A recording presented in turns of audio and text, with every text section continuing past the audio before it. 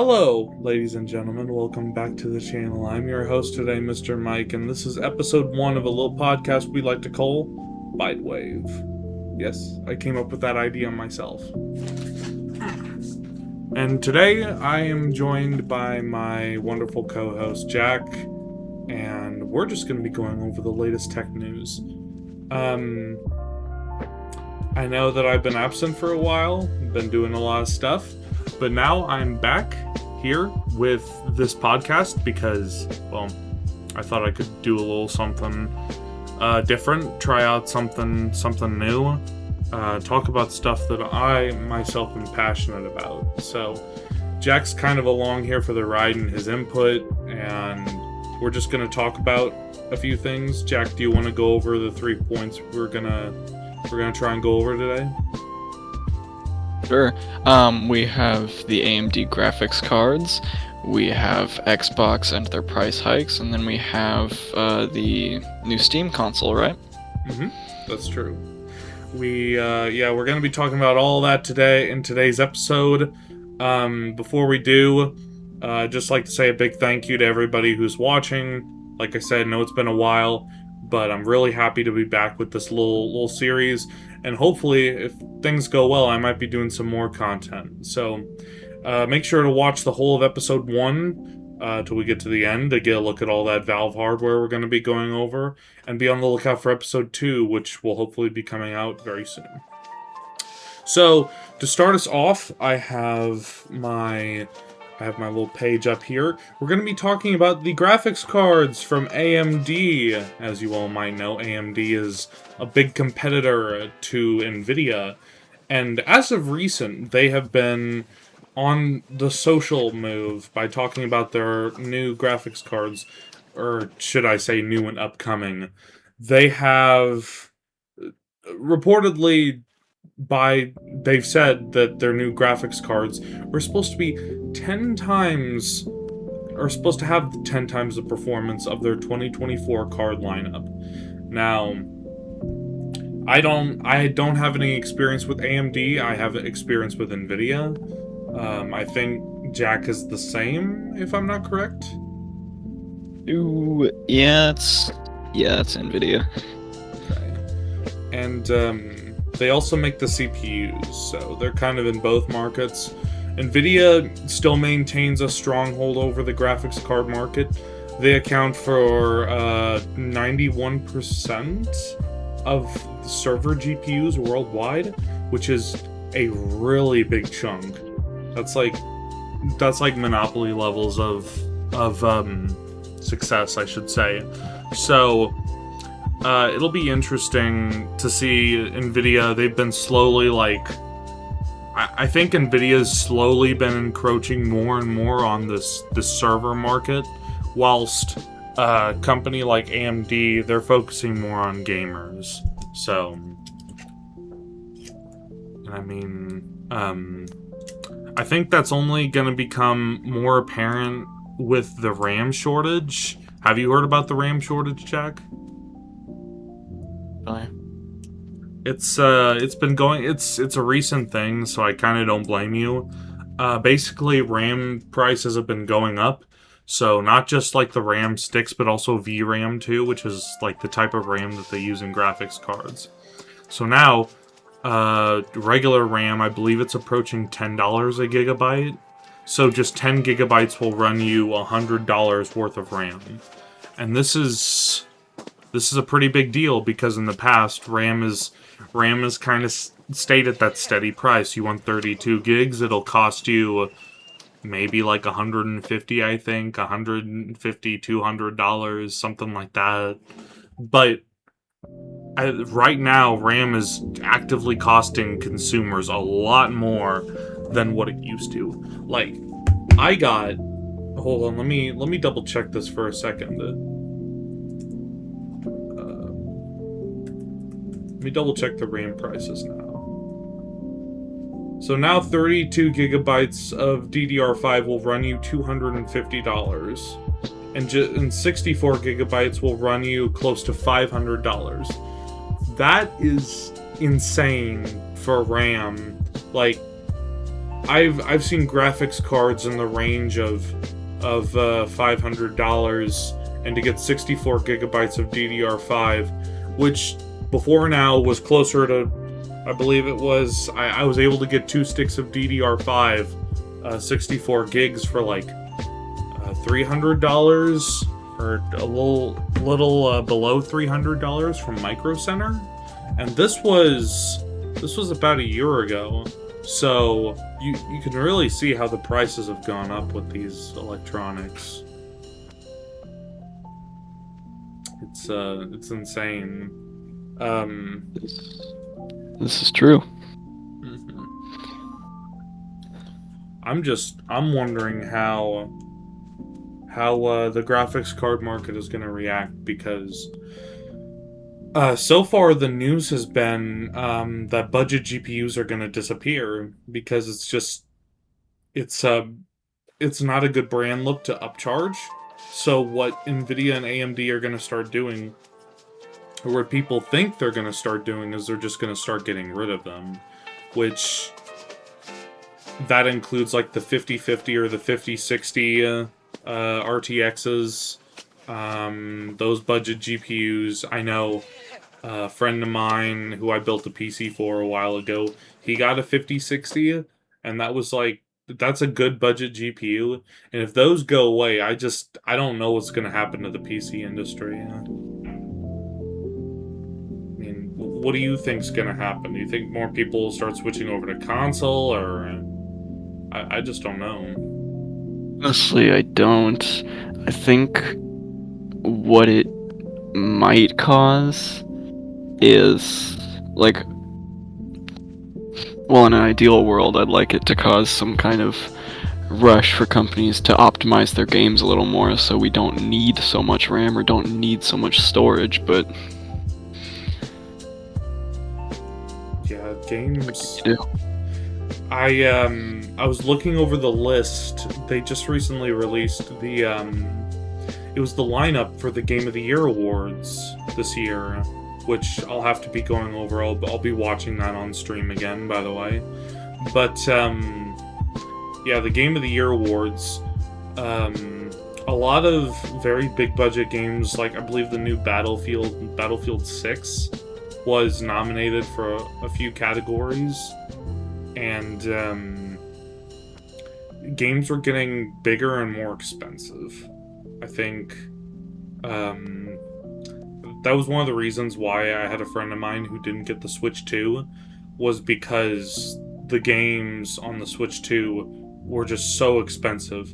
And I know you have a Switch 2, Jack. I'm sure, have you noticed the price increase with games?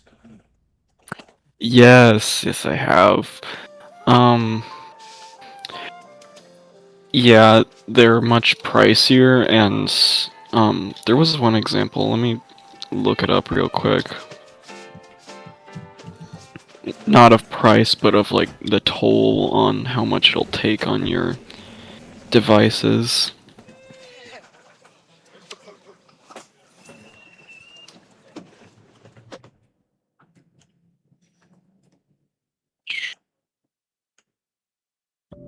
And I can't find it.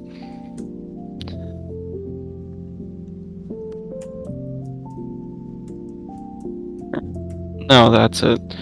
It was about Marvel Rivals being, well, the game that it is. We all know how unoptimized it is, Oh, because it's always telling you that you don't have enough visual storage or whatever. yeah. And since March, it has taken I believe it's a 28 gigabyte hike for, well, that's probably about, what, 6, 8 new heroes and skins. So, Yeah. why are they that big? I guess there's a few maps littered in too, but there's no real reason it needs to be this huge, is there? I don't think so. You would think. You would think. Yeah. Oh, I was pulling up Steam, and I guess they got an awards thing going on now. Interesting. But yeah. So it's a lot of technology is getting expensive. Budget machines, like I said, they're kind of getting out of style. And let's talk about the gaming gains though with AMD. So like I said, their new graphics cards are supposed to be delivering up to 10 times the performance. This RAM shortage is a very new thing, so I'm not exactly sure how that's going to affect those claims. If I had to guess their graphics cards, everyone's graphics cards are going to get a lot more expensive. I know I myself have a 4070 OC edition in my PC, and I bought it for roughly $700. It's triple fan, so it's very powerful and it meets all of my graphical needs. But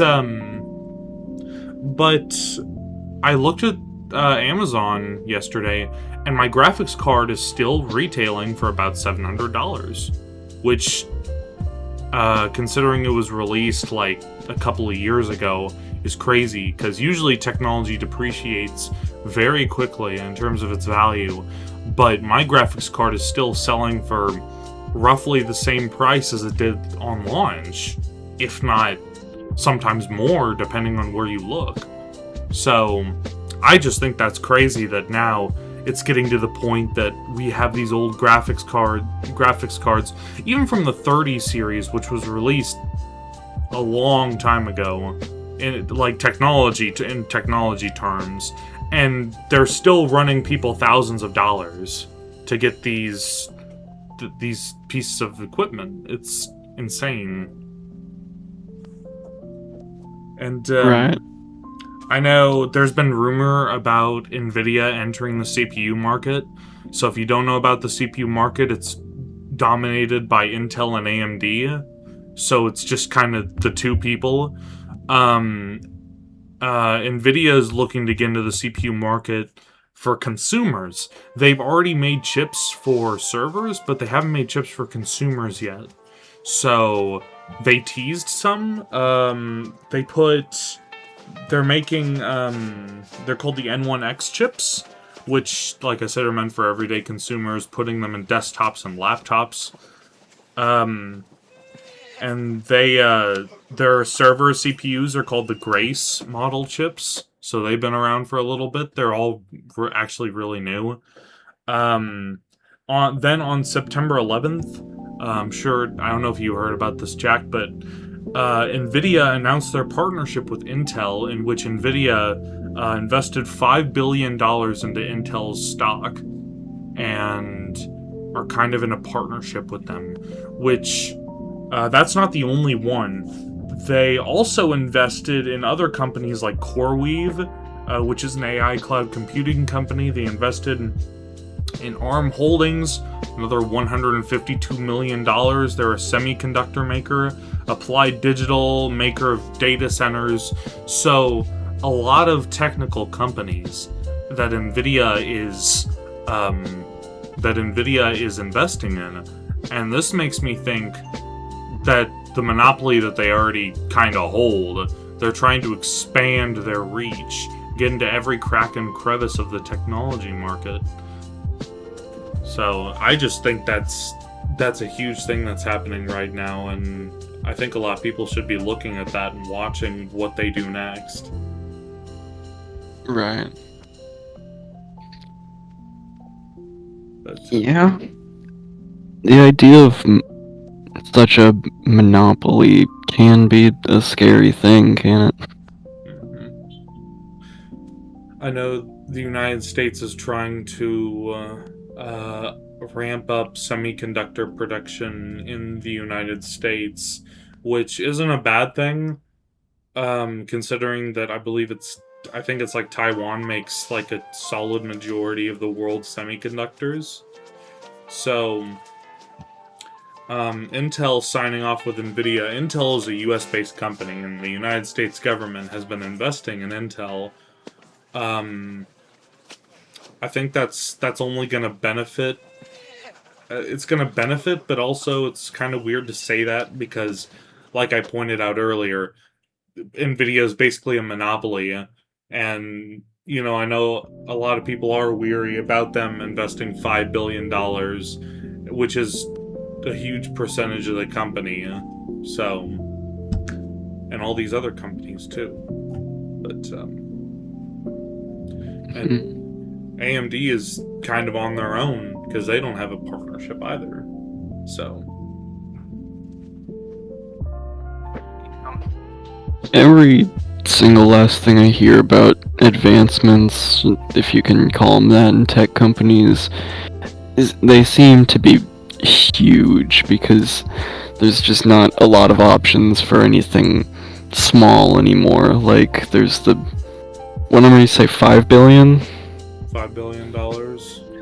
There's 5 billion, there's the AI companies building their own, like, micro-nuclear reactors. Well, I know they're not called micro-nuclear reactors, but still, they just need their own nuclear reactors to handle the sheer amount of watts they need. Yeah, it's AI-ification is real. That was going to be the next thing I talk about.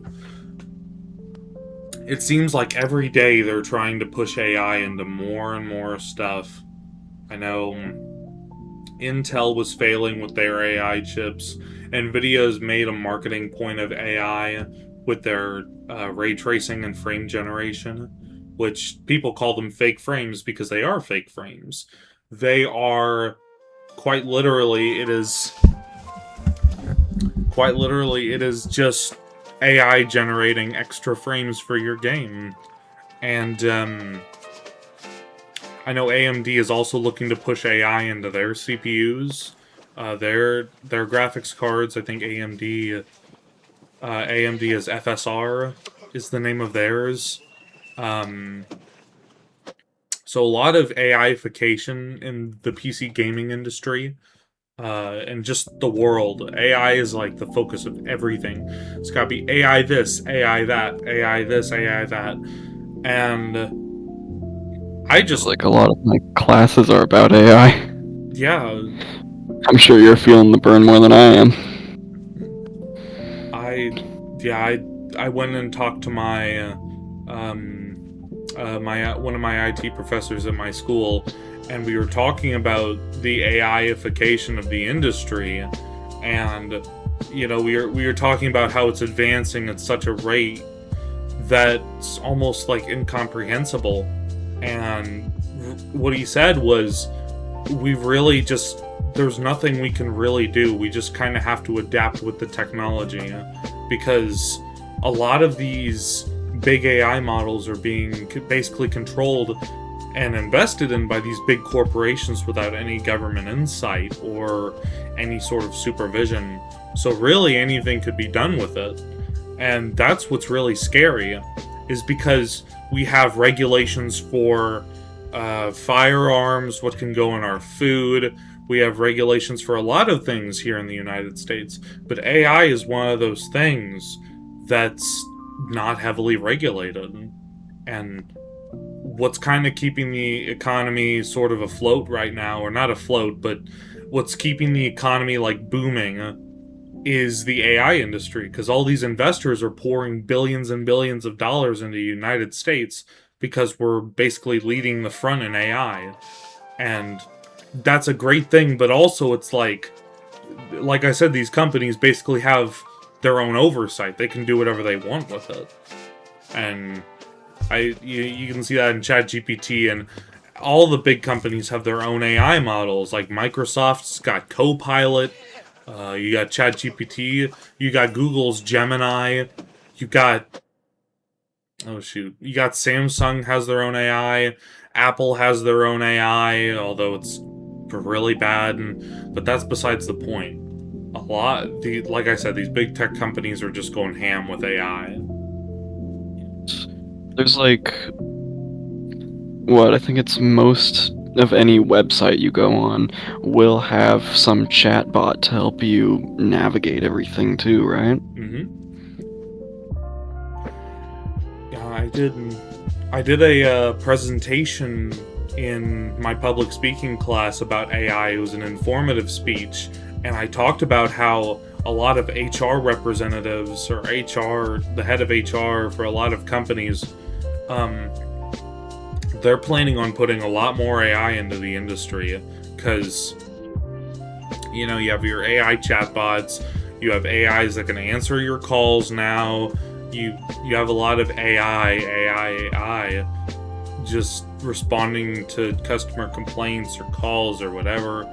It's leaking into every industry. Like, everywhere you find some form of AI that somebody is trying to implement. Go to Lee's Chicken, order some tenders without talking to AI.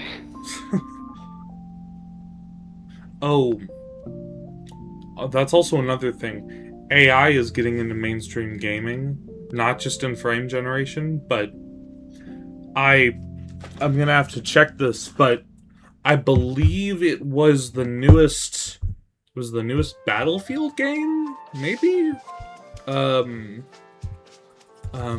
That had AI NPCs implemented into it. And I believe it was, if you talk to them for long enough, you could cause them to have an existential crisis. And, You know, Fortnite did that. I don't know anything about the new Battlefield, whatever. that does, yes. Darth Vader's AI. You remember that, right? I do remember that. People would get on there and try to convince him to say slurs. Jeez. That's crazy. I think they did convince him to say slurs a few times, didn't they? It's the internet, somebody probably managed.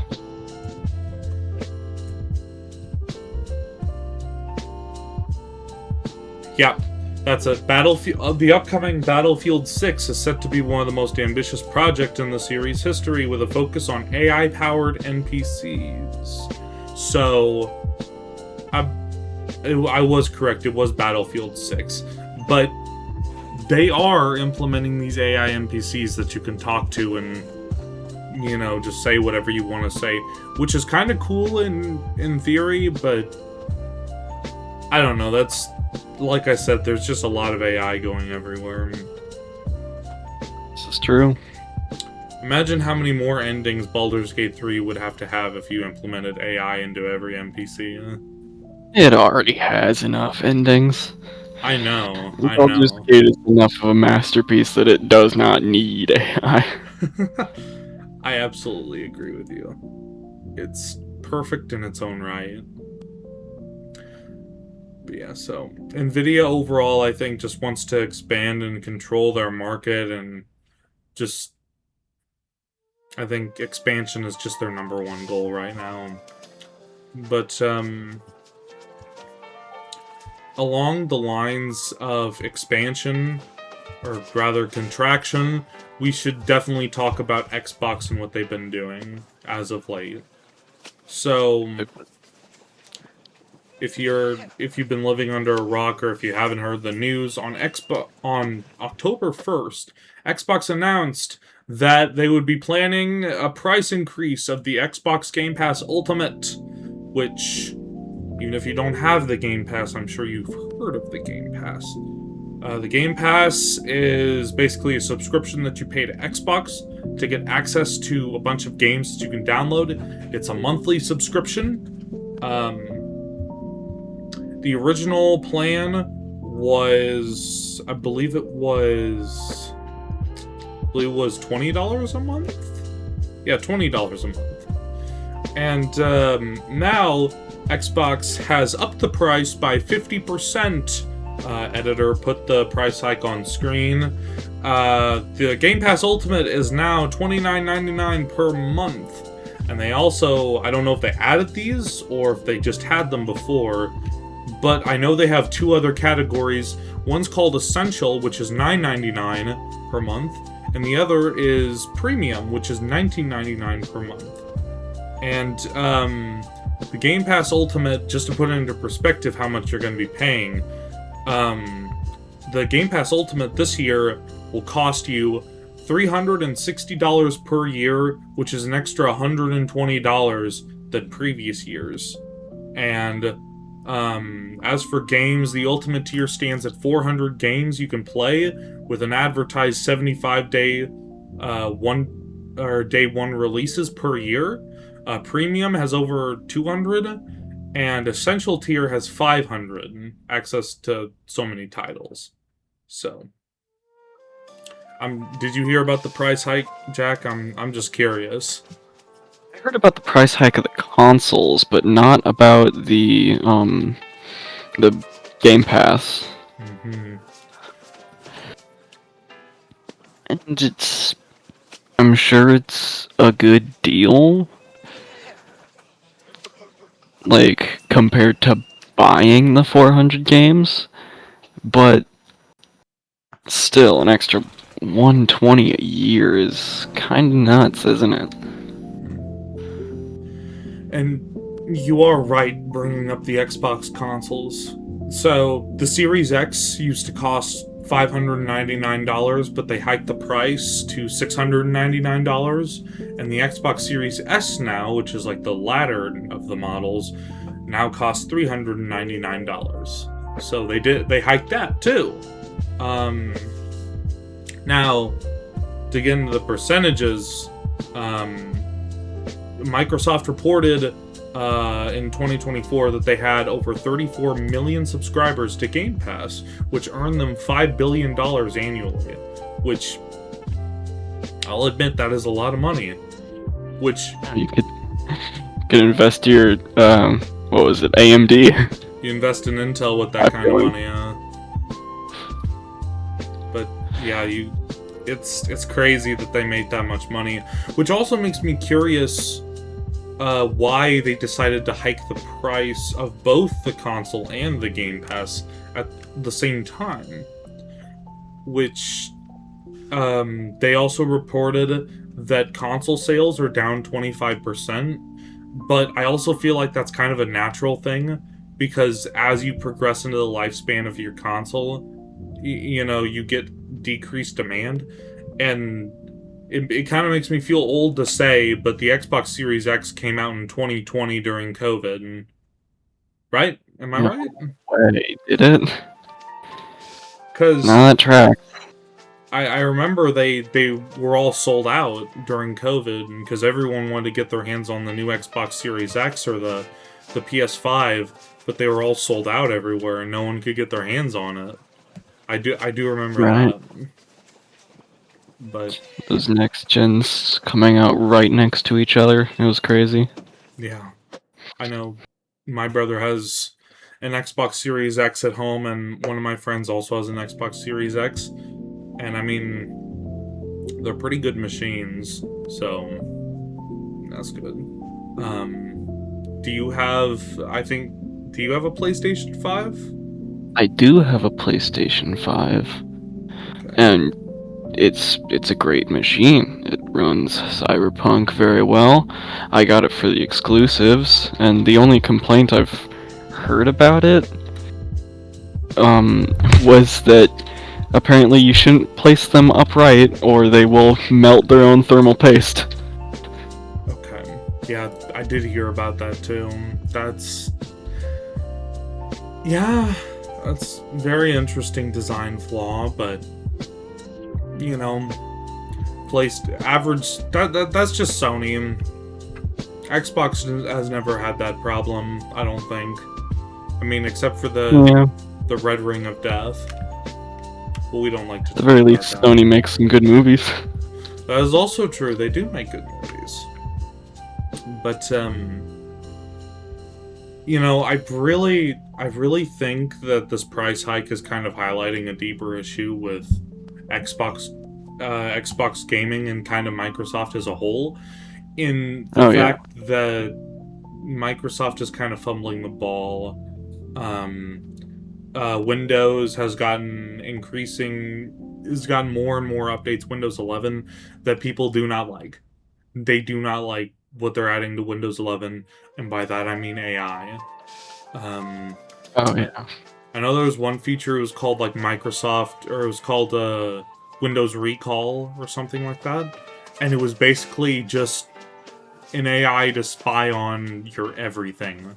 You have to give it access to like, you can give it access to your files, your personal information, your passwords, your usernames, your email addresses, and it basically compiles everything you do on your PC to quote unquote improve your experience, which is it's I think it's kind of a really big breach of trust for a lot of consumers because um I don't know, Windows 10 was such a good platform.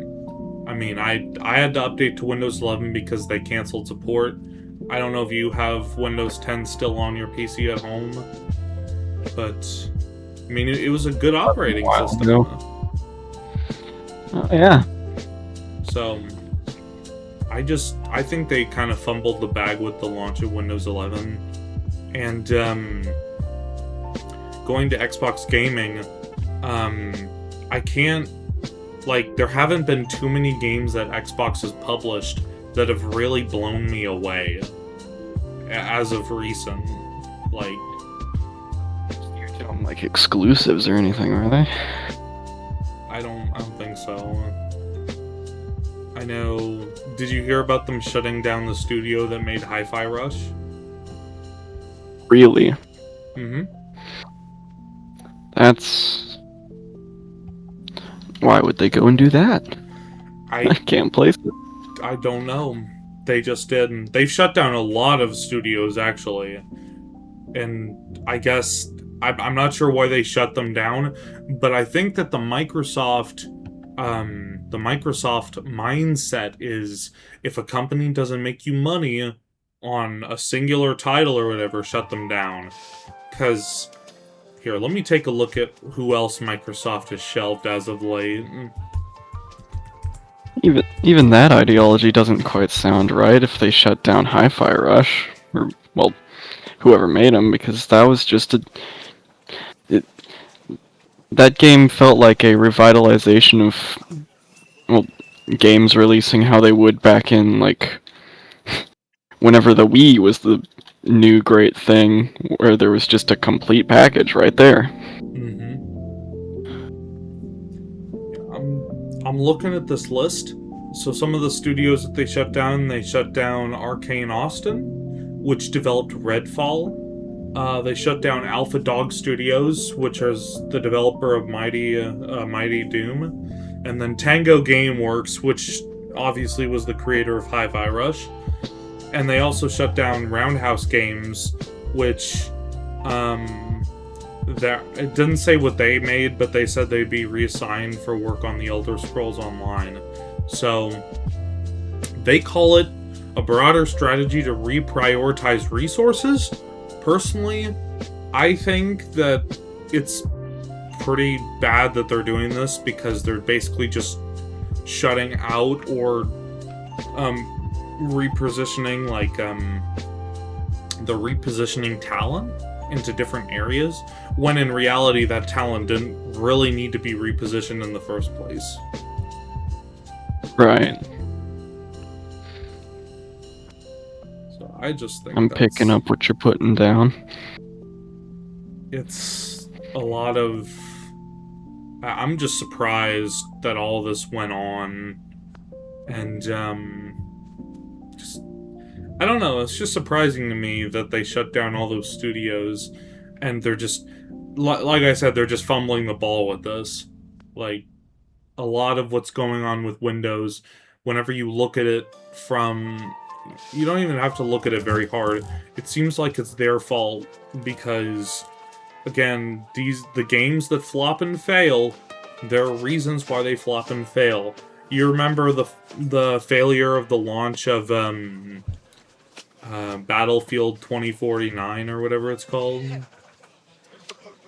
Actually, It was so buggy on launch that like people just stopped. They couldn't even play it, which is kind of a trend for a lot of big budget games nowadays. I seem to notice. So, and with the price hikes in games, you should not be paying that much money for it for a game that's gonna be busted. Steam has some good deals on games, but nowadays games cost in the regular of like $70 to even $80, which I'd expect that much for something like Microsoft Flight Sim or some other really expensive game, but just everyday games, it's like I don't know, it's just insane to me. Yeah. Insanity. But It was like, what's the motto people have been giving it? Like, delay, overhype, underdeliver. At least that's what I've heard a few times. kind of reminds me of yeah, delay, overhype, and underdeliver is the term. And we've already seen a big it actually got nominated for most anticipated game of the year. We have GTA 6 got delayed again, which yeah, that's no bueno. I was just about to bring it up. Like, it happened with Cyberpunk, and then it's been happening time and time again, and now people are starting to expect a delay and overhype and a underdeliver from GTA 6. Though I think more people are just expecting it to never come out. Yeah. I hope it comes out because I know a lot of people are looking forward to it. But I also heard that the game was going to be $100 plus or something like that. So No way. That's what I say. I just don't understand how that's viable to an audience to pay. I'm sure a lot of people are willing to pay that much, but Jesus Christ. That's a lot of freaking money. Well, most people have been waiting for the new GTA game, what, since they were 12 or something? Yeah. Okay, so base game is projected to be anywhere from $70 to $90, and the deluxe editions are going to be $100 plus. So that's pretty much all we know as far as the cost goes. Yeah. And I can't even imagine how much it costs to make that game. If they're having to delay it already, and it's already been... we've been waiting for the GTA 6 for a long, long time. Seems a little steep. Yeah. And then it's a matter of just how many megabytes it's gonna be, and then what? Isn't it locked at 30 frames per second? I didn't hear about that. I've been told it's locked at 30 frames per second, and nobody is having that. Let me see. Yeah, somebody fact check me on this. Yeah, GTA 6 is rumored to be locked at 30 FPS on current-gen consoles. While some sources suggest 60 FPS will be available on the PS5 Pro, the consensus among fans and analysts is that the game will launch at 30 FPS on standard consoles. That is crazy. That we're having to purpose... is they're locking it at that so that they can re-release a better version later. I guess, but... Squeeze more. Is it... Squeeze every last penny they can. Squeeze every last penny, or it's just that graphically demanding. Or both. I think I think there was a game who did that. They re-released a better version, or they released a worse version. I think it was like a Spider-Man game or something. They had like the trailer released and it looked so good, but then they released it and it looked like shit. And then eventually they had like a remaster of it or whatever, and they released the version as seen in the trailer. And it was just quite literally they had changed the game to be purposefully shittier looking. Which, yeah, that's not the first time that would happen, I guess. Jeez. And it's not only console prices and the Game Pass prices and all that we've talked about, but I want to talk about the shift in direction that's coming with the brand new Xbox ROG Ally. Now, before I get into the specs of this new ROG Ally, Jack, you have the original ROG Ally that you have played yourself. I wanted to get your thoughts on it. I don't know if it's like the original, because that might be some sort of misnomer. But I have a ROG Ally. I don't remember the specs or anything about it, because I haven't played too terribly much on it ever since I've gone to college. But it is a strong machine. It can run Baldur's Gate, it can run Night Rain. I used it to play through Hi-Fi Rush, and it does its job pretty dang well.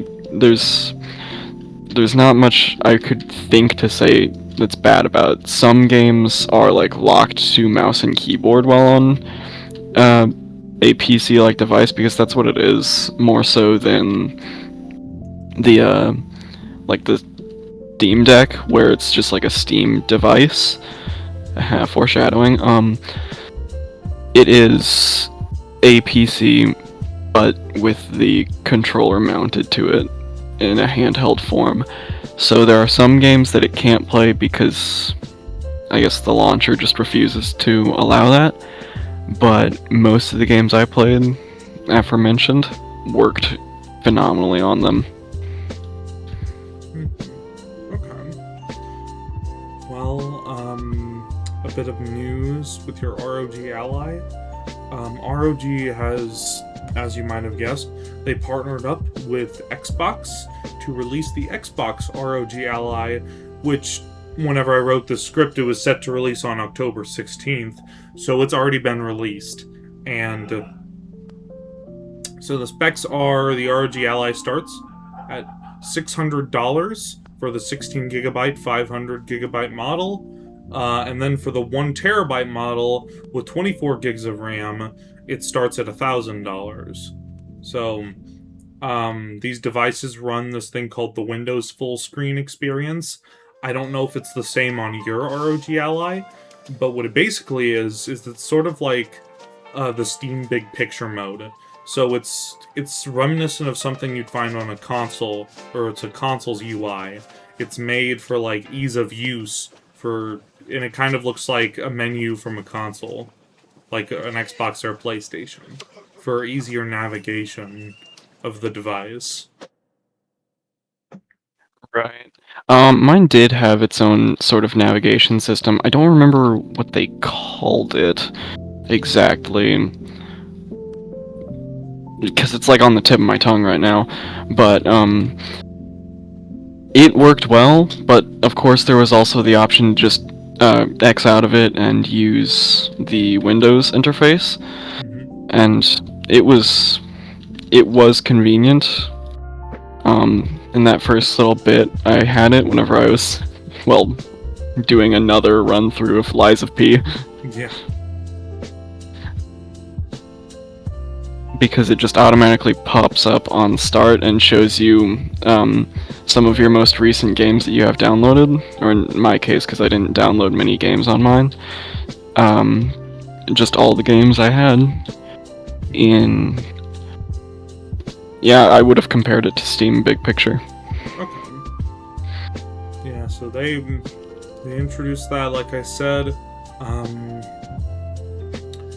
what's kind of a surprising detail to me is you cannot play the games. Oops. You cannot play the games that you've already bought on your Xbox with the console or with the handheld. So if you bought, let's just say you bought Battlefield 6 on your Xbox console and you're playing it on your Xbox console, you cannot play it on your Xbox ROG Ally. And you have to buy it again for your Xbox ROG Ally. One just seems ridiculous to me. I know, that's what I said when I heard about that. Because it's like it uses some form of Game Pass Ultimate. It's the PC Xbox PC Game Pass Ultimate for PC. So it's a completely different system, and you can play games on Steam and Xbox like the normal ROG Ally, but you can't play games on your console. It's kind of like got everything that was missing from, you remember the new PlayStation Portable that they released recently, that's just like a mirror screen of your normal PlayStation? About that, actually? I haven't heard about that. Really? No, despite owning the PlayStation 5, I pretty much own it just for Bloodborne. Let's be real. That's fair enough, yeah. If I had a PlayStation, all I would be playing is Bloodborne or God of War, because that's like some of the only games that aren't on PC and Xbox. So those are the only games that Didn't God of War come to PC? The newer ones did. I'm talking about the originals. Oh. So God of War, Ragnarok, and the newer God of War, those are both on Steam, but the originals are not. So, and I've seen clips from them, and I've wanted to play them for a while. But I hear ya. But yeah, I'm really surprised that they didn't include the cross-compatibility for games. Going back to the PlayStation Portable, the way that it worked was basically you had to hook it up to your PlayStation 5 or whatever, and your PlayStation 5 would be running the game, and it would stream it to your handheld, so you could basically play it on your handheld, but the PS5 was doing the work, so to speak. At least I think that's how it worked. And it's like when you stream games on Steam. Yeah. Kinda. Yeah, kinda like that. And yeah, it's called the PlayStation Portal, and the big downside with it was you couldn't leave the house with it. It's not like an ROG Ally or a Steam Deck where you can basically work and run the games itself. The PlayStation Portal it's either play off of. Well, actually, no, you can leave the house with it. You can either stay in the house and play off of your PlayStation, or you can play with cloud streaming, which is, the cloud gaming, played from the cloud. The only downside to playing it from the cloud is that you get lag and some other stuff. And you also have the downside, if you want to play off of your PlayStation, you can't leave the house with it. You have to stay within the Wi-Fi signal. So that was the big downside with that. Then Xbox is kind of the opposite, where you can leave with that, but you can't get the games from your console. Like, you can't... Either way, whether you're right next to your Xbox or in another state, you can't get it with the PlayStation Portal. Or the Xbox ROG Ally. So... Either of these seem like somebody at some point should have brought it up in whatever kind of meeting they host. Just like, hey, won't people want to play the games they paid for? Won't people want to take their portable device on the go? You would think that, but no. I would think. I do think. I'm thinking. Yeah. And yeah, you can't even do cloud streaming unless you have the PlayStation Plus, I think. So that's just another subscription to add to your long list of subscriptions that you'd get. At the very least, they're not hiking their prices yet, are they? They aren't. That's very true. Xbox is the only one to be doing that as of now. But I would say the new Xbox ROG Ally is a little bit above the PlayStation Portal, also because another feature it has is it has the Xbox Remote Play feature. But it's like I said, it's like you can't leave the house with it. It's off of a network. So your home network, like your Wi-Fi. If you want to stream games from your Xbox console to your ROG Ally, you can do that and play your whole library of games. You just have to be with your console, which that just feels like a middle finger to a lot of customers who spend a lot of money on these games, or the Game Pass even. They hike the price of the Game Pass, and then they're saying you can't play games from the Game Pass on your console? You have to buy a whole new subscription to play games on the new handheld? So, it's... That's just wacky. Oh, they also have a brand new feature called Gaming Copilot, which is supposedly a gaming... it's a gaming AI feature where this AI... It helps you with your game, I think? I'm not sure. Because I went on their website whenever I was doing the work for this podcast episode, and I saw that feature, and I was like, I was confused about what they meant by, like, gaming Copilot. Like, what's it supposed to do? So, I don't know. It's very, very interesting. I can see uses for it, but it just sounds weird. Like, what makes it different from a tab of Google so I can, just look up the ring I want to find in Remnant? You can be like, Google, how do I beat Kenny? I'm losing so badly. Or Microsoft, I guess. Microsoft, help me. I'm losing. How do I get past this boss? What's the trick? What's this? Is there a secret in here? I can see it going... Surely it's not just going to be pop-ups while I'm playing, like, oh, here's a tip, here's a tutorial. It's just like, leave me alone. I think they have a dedicated button for it on the console, which is kind of the thing now, is to have a dedicated AI button on everything. So, I think my bright idea might be, let's not do that. Yeah. You would think. Like, maybe I'm a fool for thinking that. AI is a tool, but I feel like such a tool shouldn't infringe on our entertainment as much as, like... I don't know, there's what Doug's doing, and I think Doug's doing it right. Pajama Sam. Yikes. He makes AIs try to write a script for him every once in a while. And, I think he's got his whole ideas handled. Yeah. AI is a very useful tool for him and a lot of people. I know now that I'm in college, I've been using AI a lot. AI is your best friend.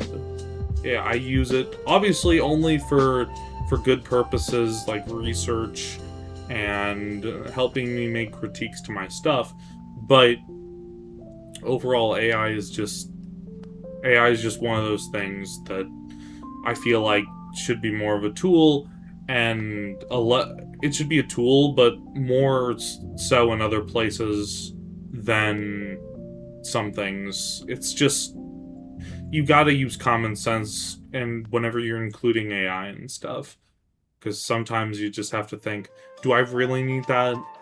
No, I don't. So,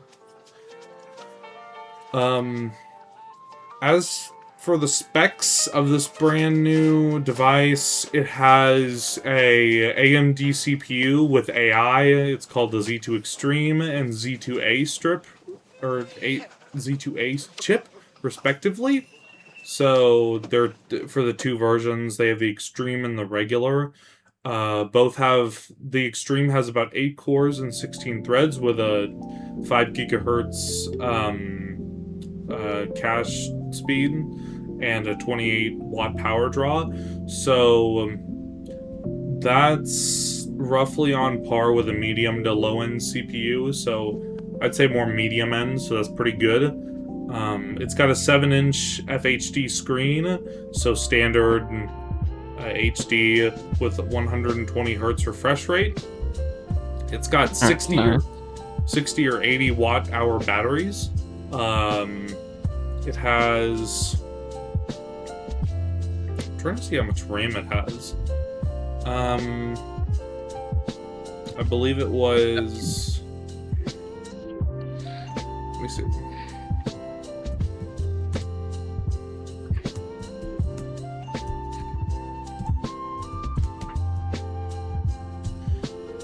Okay, the best model will have 24 gigs, and the minimum model will have, I believe, 18 gigs.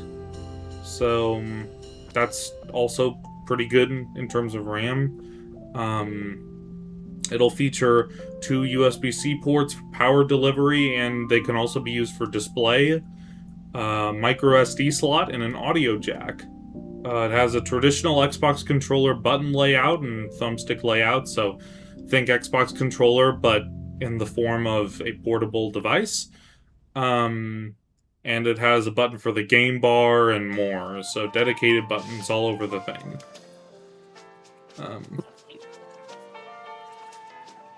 You know, this is just a fun fact.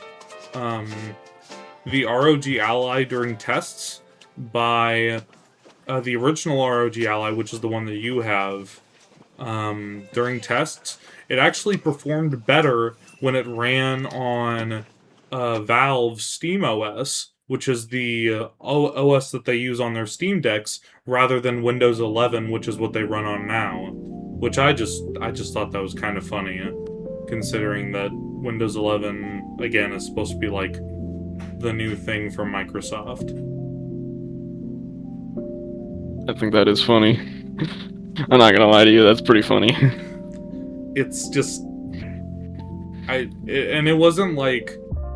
It was like a pretty decent frame increase, too. Like, in games. This isn't just talking like you open up a few more tabs on Google. No, this is like whenever you go to play frickin', I don't know, Dark Souls or Hi-Fi Rush, you get more frames if you use Steam's operating system than Windows. So, I don't know if it's the same for the Xbox ROG Ally, considering it just came out and I haven't really seen any reviews for it yet. But, yeah, just wanted to point that out. Just a little bit of trivia. Yeah. No real reason. Yeah, absolutely.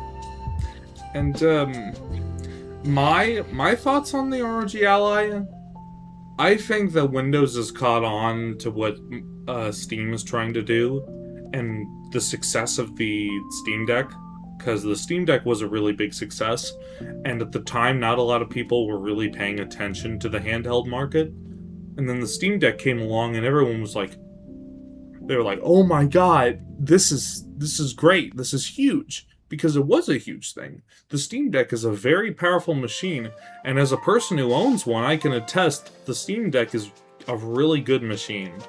I haven't used it as much as my desktop, but if I'm on the road or if I'm doing something, or if I take it with me, put it in the case, it can handle very demanding games. Like, I played Five Nights at Freddy's Security Breach, which, if you know anything about that game, it was buggy as hell on launch, and it's very graphically demanding, and, yeah, Ladies and gentlemen, it can run spaghetti code. It can run spaghetti code. How well, it can't really compare to a PC, but at the same time, it's still pretty good. It could run Elden Ring. I know that much.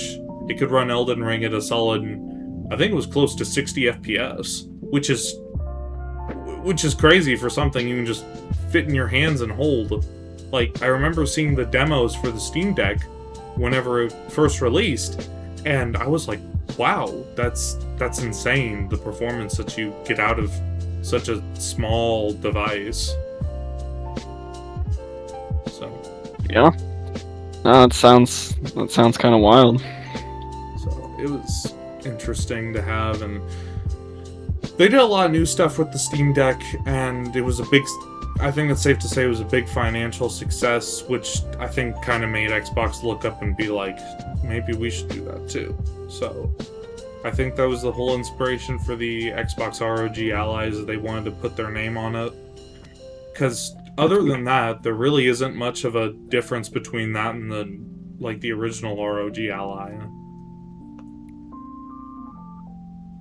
Alright, guys. Steam did it. And people are always wanting more Steam stuff.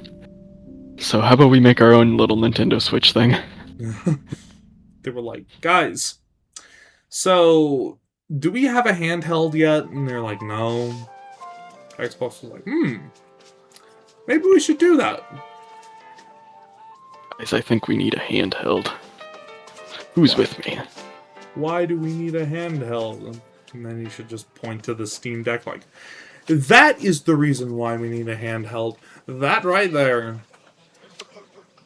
It's just Gabe smiling with his 500 yachts. Just Gabe smiling as he's playing on his Nintendo Game Boy.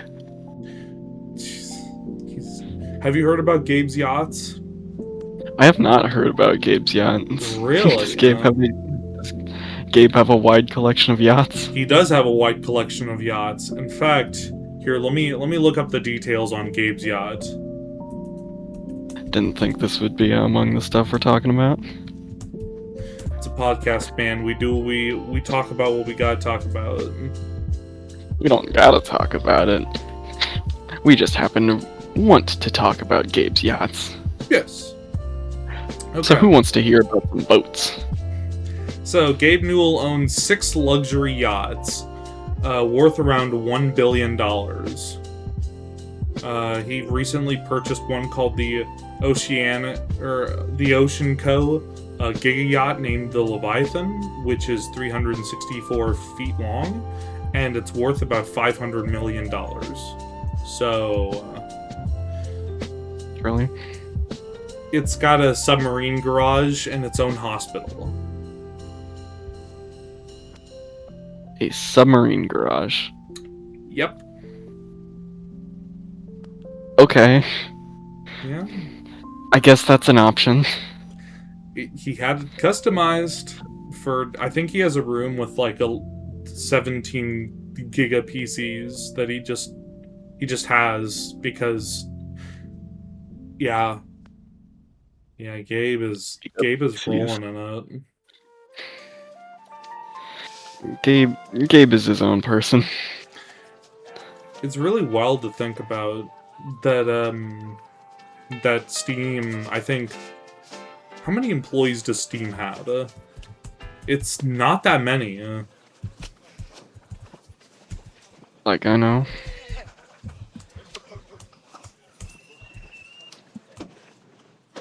You know, Steam has... They only have about 350 employees. Which is...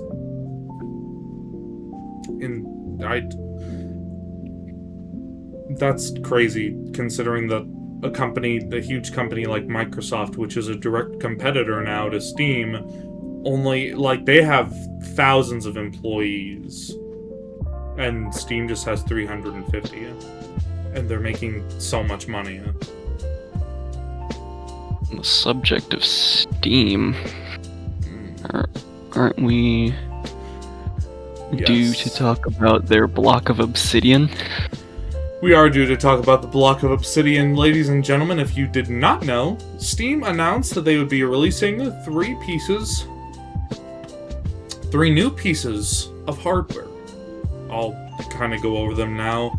The first one is the brand new Steam controller, which a lot of these are updates on their old hardware. So these have been things. We'll get to that in a minute. But they're releasing the brand new Steam controller, the new Steam machine, and the new Steam VR headset called the Steam Frame. So, getting into the specs, the Steam controller, it's got a standard button layout like that found on the Steam Deck.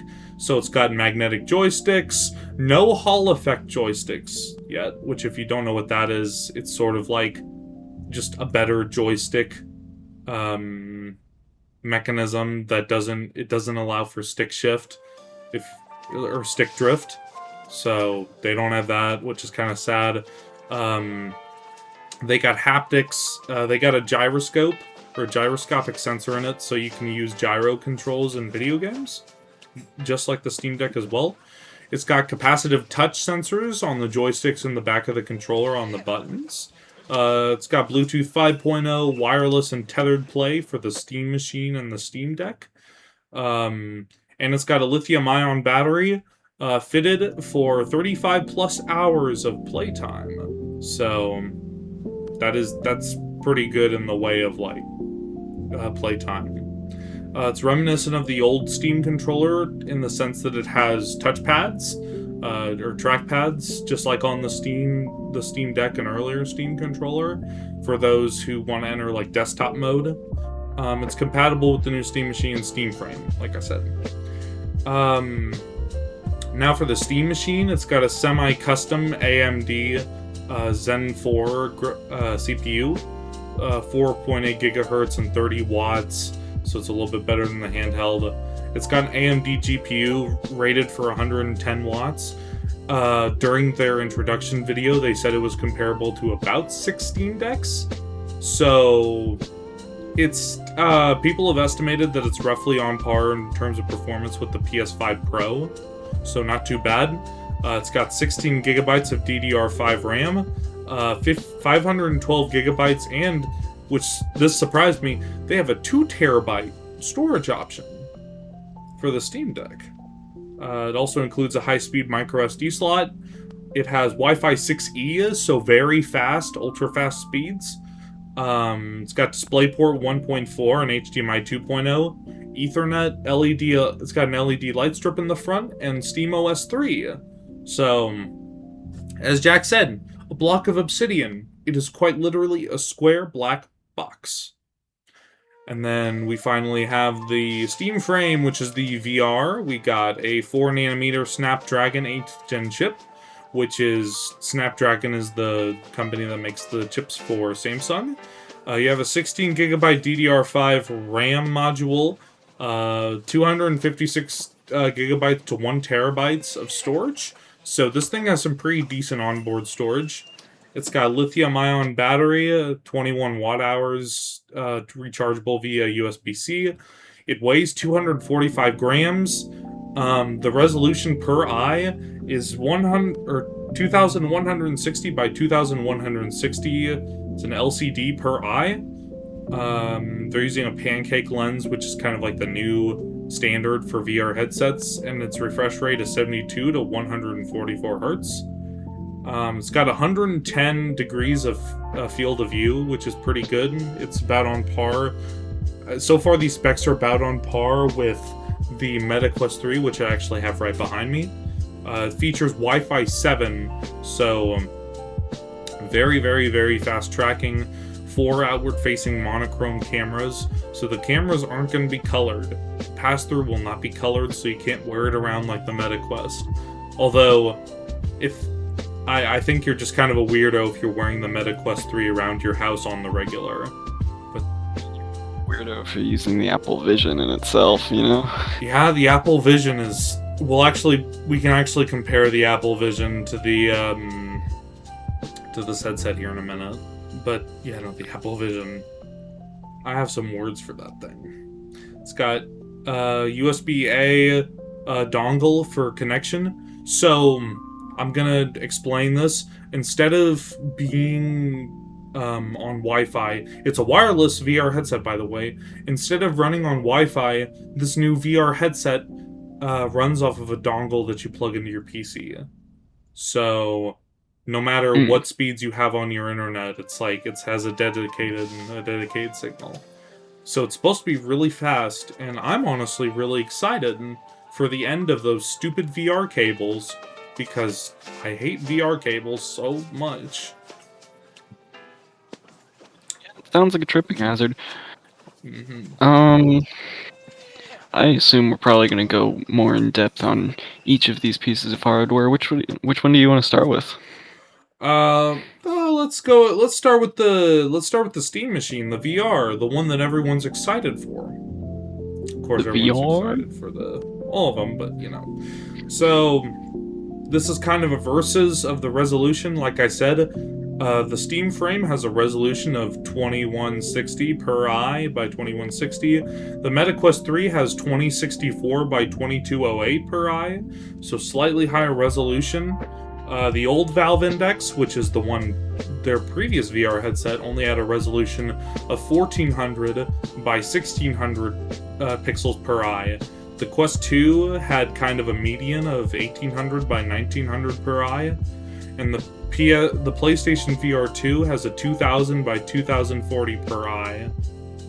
And if you look at higher end headsets like the HTC Vive Pro 2, they have a resolution of about 4,896 pixel by 2,448 pixels per eye. So, something like that. So, in terms of the resolution, I'd say that the new headset is it's in between something like, it's a little bit lower than the Quest 3. It's not like up to par with something like the Vive Pro, but I think it's within the standard, you know. What really kind of stands out to me is the wireless dongle, like I said, because we haven't really ever seen that come standard with a VR headset before. So I'm really excited to see how this plays with the audience and how it performs. Because, yeah. Really? Mm-hmm.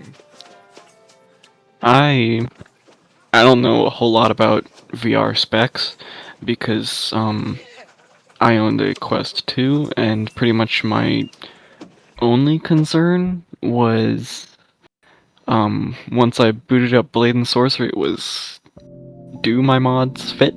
And they did not always. But yeah, I heard you starting to list out its weight, and I thought you were saying in pounds and not grams, so I got concerned. Oh. You gotta have a strong neck to play on the Steam device. Have it at fucking, what was it? Shoot, like 256. 256, no, not grams, pounds, 245 pounds for this VR headset. It weighs approximately 2 KingNuggets, but you got this. It can run anything. It can run anything. It's the last VR headset you will ever need because you will break your neck trying to put it on. It's yeah, I don't even know what to say. It's got the FOV is similar to other gaming VR headsets like the MetaQuest 3, which also has 110 degrees field of view. They also ditched the tracking sensors they had for the original Valve Index. So it used to be that they had these sort of base stations that they set up on desks or your walls or stuff, and those would be how you would track your controller and things like that. But now it's just like the MetaQuest, where you don't have to have any of that stuff, and you literally just need the cameras on the actual VR headset to track your movement. Right on, right on. So I'm gonna leave most of the talking about this to you, cause yeah, I'm not experienced with VR stuff. I logged on and I committed acts of violence. So I guess this is going to be really exciting for me because as a user of VR occasionally, I hate the cable.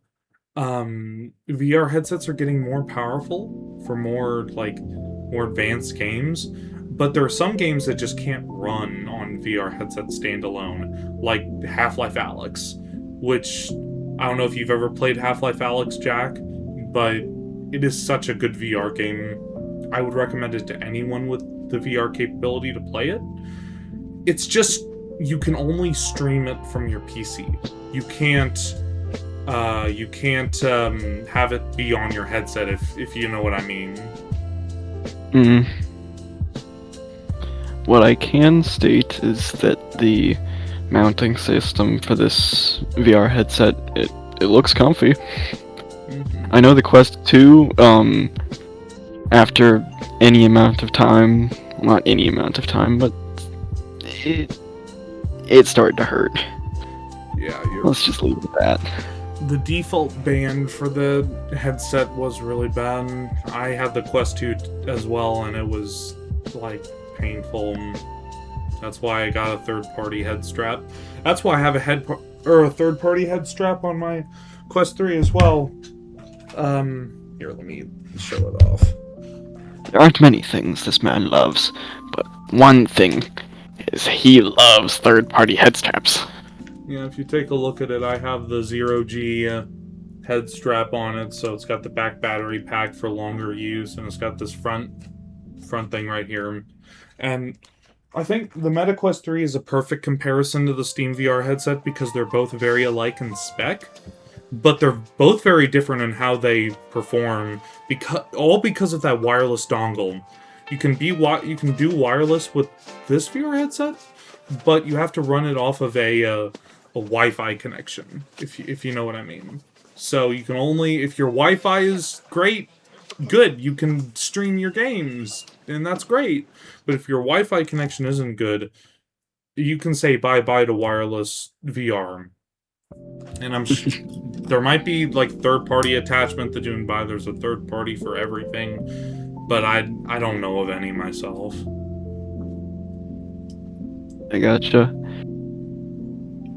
But, I think moving away, unless you have any more comments about the Valve frame, or the Steam frame. Nothing. I was just gonna say, moving on to the brand new Steam controller, it's exciting to see them rehash this thing because the original Steam controller kind of sucked. If you pull up a picture of the original Steam controller, that thing looked whack. It had one joystick, it had touch pads, I think, or the track pads, and it was really chunky looking, and it just overall looked really funny. So I see it. Yeah. Yeah, that doesn't look right. I know. And then you compare it to the new Steam VR headset, or not the new Steam VR headset, the new Steam controller, and you can tell that they've done work on this thing. It looks a lot weird better. to grip. Yeah. And it reminds me of the N64 controller in the sense that I don't have enough thumbs for that. Yeah. Are you talking about the new one? Yeah. Okay, yeah. It I'm assuming those two squares on the bottom are trackpads? Yeah, they are. Alright. Why don't you hit us with some knowledge on this thing? Okay, the Steam controller is compatible with both the Steam frame and the Steam machine. And referring back to the Steam frame, that means that you can play flat-screen games in VR. And I think Valve's just general, like, their whole move with the trackpads is kind of try and, like move the audience from console to PC, so you can have kind of a taste of both. If you get what I'm saying. Because, like, the Steam, it's compatible with all their Steam hardware, and the Steam frame, or not the Steam frame, the Steam machine and the Steam Deck, they both have a desktop mode. So I think they integrated those trackpads just so that it would be easier for people to be able to navigate those modes, especially since, you know, Steam is primarily just they're for PC. They've always been for PC, you know, and Xbox specializes in consoles because they're a console maker, and so does PlayStation. Xbox is for PC, and so it makes sense to have a little bit of both worlds in their new lineup.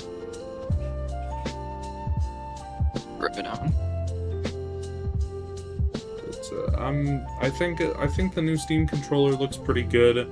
Like you said, the grip is kind of weird with it. It's a very, very wide controller, and it's just very flat looking. Not flat as in a bad way, but it quite literally just looks like a slab, a big slab of something. You know, it's not like a controller, a normal Xbox controller.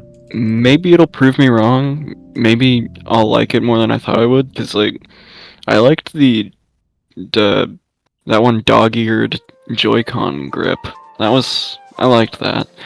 So maybe it'll surprise me. Who's to say? Yeah. And I guess talked all that I want to about the Steam controller. It all looks good. Moving on to the last piece of hardware, we have the Steam Machine. Now, in case you didn't know, the Steam Machine is actually not a new thing. Valve actually released an original Steam Machine many years ago, I believe. So... Really? It's not the first time they've done this. I had no idea. It's, the first Steam Machine was actually a really big failure on part of Valve, mainly because of the operating system. So if you don't know, SteamOS is Linux-based, so it's not Windows or iOS or anything like that, or Apple's operating system. Steam did their own thing, and they customized Linux. And the problem with Linux back then was there just wasn't a lot of game support for Linux. So if you wanted to play, like, I don't know, a random Steam game, if it didn't have support for Linux, then it's kind of like it's too bad, and, you know, you can't too bad. play that. So sad. So it didn't really succeed, but ever since then, Steam OS has been thriving. Like with the new Steam Deck runs off of Steam OS, and it has games galore. And people love the Steam Deck. As previously stated. It will run better, or it will run the ROG better than Windows. Which is really funny, because Windows has been around a lot longer than Linux has. Or at least SteamOS, I should say. So, I think it's interesting that it's interesting but expected that they decided to revive this. And it feels like they're kind of going after Xbox and PlayStation. Like, they want to enter the console market with something that's more in between a PC and a console. That people can customize. Like, before I heard about this, I heard about, like, Xbox making a PC, and it's like they're trying to seal the line between the two, and Steam is just hold my beer. Yeah, and it's, like I said, it's on par performance with the PS5 Pro, so the PS5 Pro is pretty good. So, let's just say I'm looking at it as like a beginner, like I'm getting into console and PCs, and I see this thing called the Steam Machine that's like kind of a mediator between both worlds. It would naturally be a go-to for me, because, like, it sounds like flexibility. Exactly. And I'm sure that the cost and the price of it would be... I'm sure it's going to be more expensive than normal consoles, but... We don't know much about price yet? No, they haven't announced a price or a specific release date yet. The only things that they told us is that it's going to be releasing in early 2026. So... 2026? Can't believe we're getting Steam hardware revived before GTA 6. Yeah. The crazy world that we're living in, to where Valve can create 3 new pieces of hardware, the Steam Machine, a new VR headset, and a controller, and release them all before GTA 6. And no one had wind of this, even in the time when GTA 6 was announced. Yeah. But, the Steam Machine, I'm excited for it. I think it's going to be a great option for people, like I said, who are just getting into the space, because it's a little bit of both worlds. Price-wise, I hope that they price it right. If they do manage to price it right, like, if I had to guess what price they're gonna put it at, I would say like $600 to $700. And I think they have another, like a second model, so like a high-end model for those who want one, and then a lower-end model for those who are on a budget. It's like one of those things where if they were to price it like more consumer friendly or and produce it to where it's profitable, then it could be a serious threat for the other consoles. Like probably Xbox more than PlayStation because PlayStation has all those exclusives that it has confidence in. Yeah. But like Xbox has given a lot of its exclusives just right over to Steam, right? Yeah, they have. You're absolutely right. I think. So it could be a scary thing for Xbox. Who's to say? Yeah. Xbox has generally just been the subject of this video. How they just suck. That's what I've gotten. God. I mean, as a person who grew up with the Xbox One, it's kind of sad to see Xbox go down this path, but at the same time, they do deserve it after all the stuff they've been doing, both to their PC customers and their console people, with the price hikes and the studio shutdowns and the countless AI features that no one asked for or no one wanted. So Their strongest warrior is Activision, who is telling the same joke every year. So yeah, I forgot that they acquired Activision, didn't they? Want to say? I think so. I know Sony made a big fuss about it in court, but I think they got them.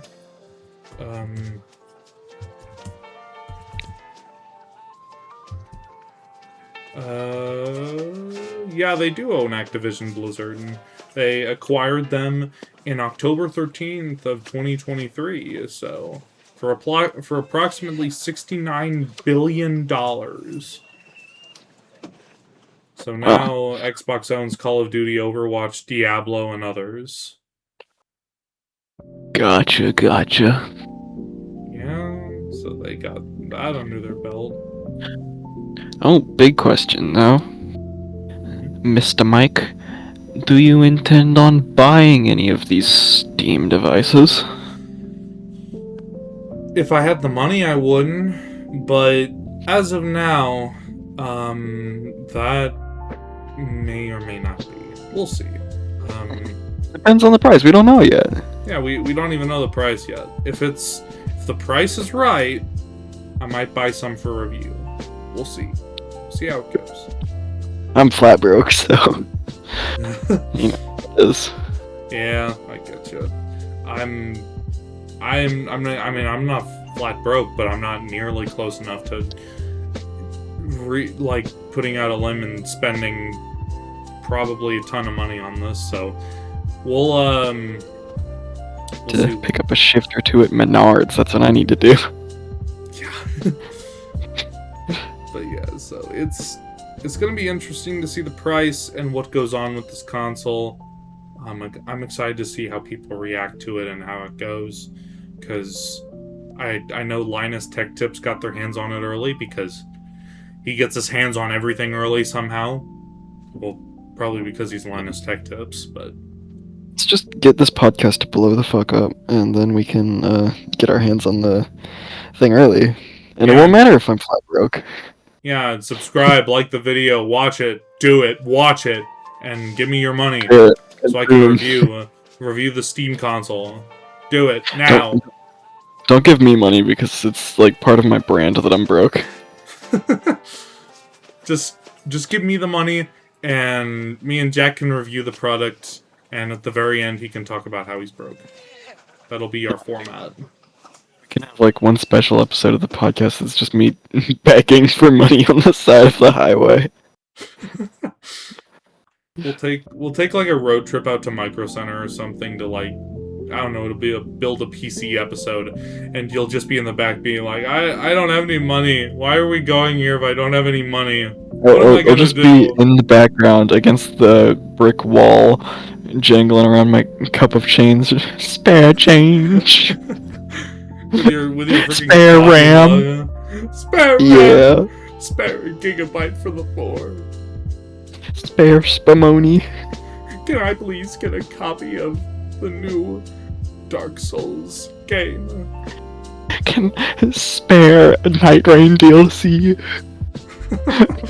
for the less fortunate.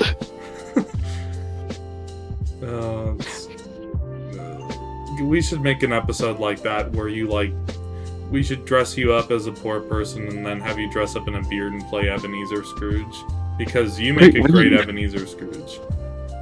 You just have me play the poor dude. You don't need to dress me up as poor. I am poor. I am broke. Yeah. We'll just need to give you a mug to beg for money, huh? Just give me my mug. It'll be a Game Raiders Christmas story about poor people. Yeah. Why not? Why? Oh my god. Ugh. Why to... I wanted to say why to be less fortunate. You shouldn't be... Fuck. God. Why be less fortunate when you can be... Gabe Newell. I don't know. When you can have a submarine garage in your yacht. We have a submarine and mega PCs. Absolutely, yeah. Alright. Alright, well... I I think we've kind of covered all we wanted to cover, right? think so. Alright, well... I think... it's been a solid chunk of time. I think I think we'll wrap it up here. Alright, ladies and gentlemen, once again, thank you so much for watching the podcast. This has been episode 1 of ByteWave.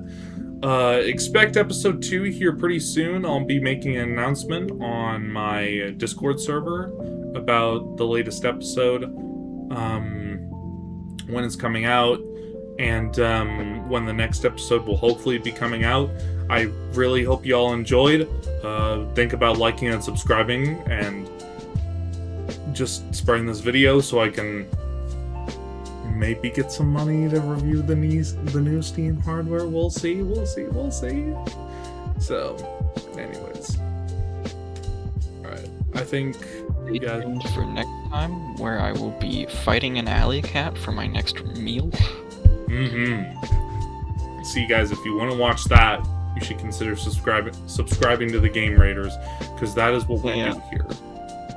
That's a trade-off. For every amount of likes one of these gets, it will be directly related to the amount of videos of just me being homeless. That's perfect. Why didn't we think of this before? And we need a disclaimer: 0% of proceeds will go to Jack. Sorry, guys. 0% of proceeds. God. Alright. Ladies and gentlemen, thank you so much for watching. My name is Mr. Mike. It has been a pleasure to be your host. Thank you again, Jack, for joining us. Your